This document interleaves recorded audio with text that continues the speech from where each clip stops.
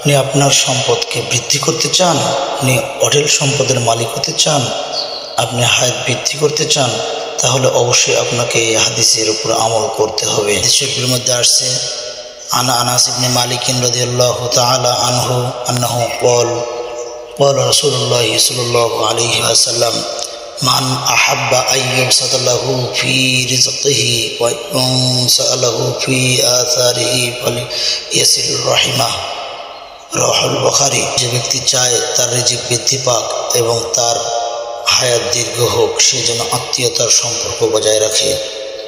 এই হাদিসে সিলাতুর রহিম, আত্মীয়তার সম্পর্ক বজায় রাখাকে রিজিক বৃদ্ধির একটি গুরুত্বপূর্ণ কারণ বলা হয়েছে।